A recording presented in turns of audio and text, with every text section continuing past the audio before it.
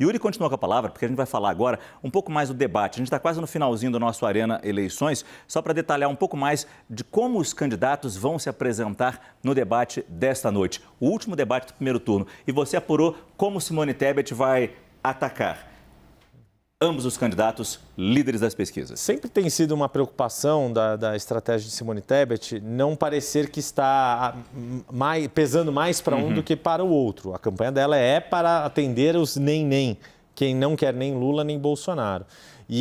Mas tem uma tendência a ser mais contundente contra Bolsonaro no sentido de puxar mais contra ele do que contra o PT numa faixa aí de 60-40. Hoje a ideia é que ela tenha confrontos diretos com os dois, que tenha a possibilidade de questionar tanto o Lula quanto o Bolsonaro em 2 dos 4 blocos do debate e com isso tentar se colocar aí como uma candidata com propostas mais consistentes do que os seus adversários, com 2 objetivos no fim das contas. Claro, aumentar a sua taxa de conhecimento ainda, e aí fazendo uma conexão com o último programa eleitoral dela, ela ainda vai fazer uma apresentação de biografia nesse programa de hoje à noite, que é o último da campanha oficial, e fazer uma espécie de agradecimento aos aliados que abriram palanque para ela. A gente sabe que isso foi um problema, então vai colocar na sua propaganda imagens do Rodrigo Garcia aqui de São Paulo, Eduardo Leite no Rio Grande do Sul, Alessandro Vieira em Sergipe, a gente falou dessa situação do Sergipe, Pedro Cunha Lima na Paraíba, que aí é curioso porque Pedro Cunha Lima é do PSDB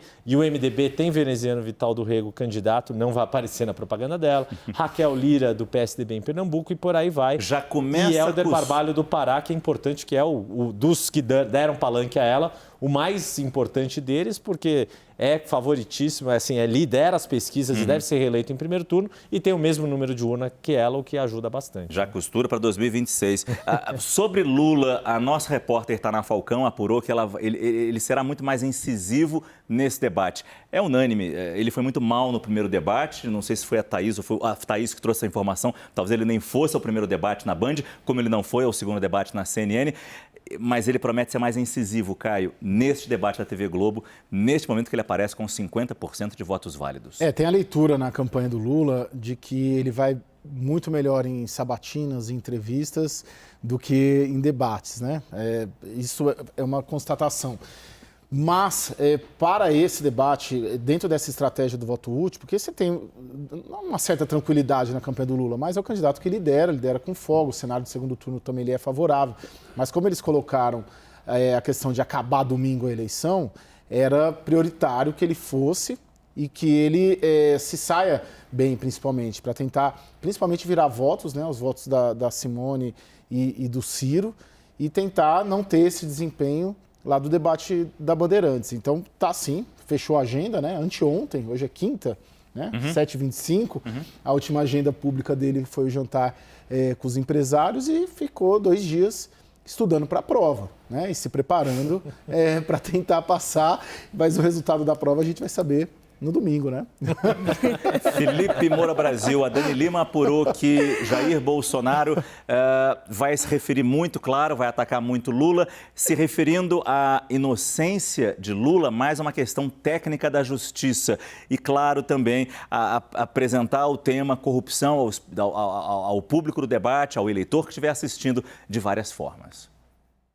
Pois é, Márcio, como ele sabe que o Lula vai usar a decisão final do Supremo Tribunal Federal, na verdade não foi nem final, né? O Supremo Tribunal Federal mandou para Brasília e depois lá o processo foi extinto em razão da prescrição, que é o término do transcurso, do prazo para o Estado punir o réu.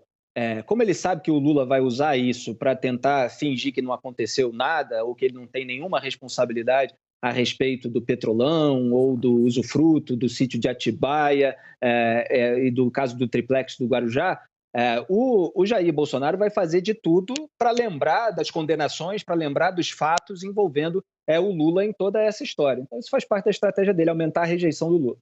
E o Leandro Rezende apurou, Raquel, que Ciro Gomes vai tentar atacar mais uma vez, tirar votos de Lula, mas sem parecer uma linha auxiliar de Jair Bolsonaro. Será possível isso? Ele foi bastante criticado no debate da CNN por isso. Vai ficar difícil, né? Ainda mais se ele ficar lá do ladinho do Bolsonaro. Porque no estúdio eles vão ficar lado a lado. Não sei, eu não vi mas tem um dado só, eu sei que estamos no nosso tempo, Márcio, mas que é interessante. O Datafolha Vão ficar assim, confirmado, né, Thaís? Então, vai lembrar muito o episódio do Cochicho. Vai ser difícil para ele Quando o Fábio Faria conversou um pouquinho com o Ciro e depois com o Bolsonaro. Fugir disso. Rapidamente, nós temos 85% dos eleitores que afirmam que não irão mudar de voto, 15% que vão. Esse número é maior entre o Lula, 91%, e 89% entre o eleitor do Bolsonaro. O fato é que para Simone e para o Ciro, o número de pessoas que falam que podem mudar de voto é muito grande. E é isso que vai definir também, é um dos fatores importantes, se teremos ou não o segundo turno. Porque se Simone e Ciro crescem, muda a conta do voto válido, que é o que conta para a ida do segundo turno.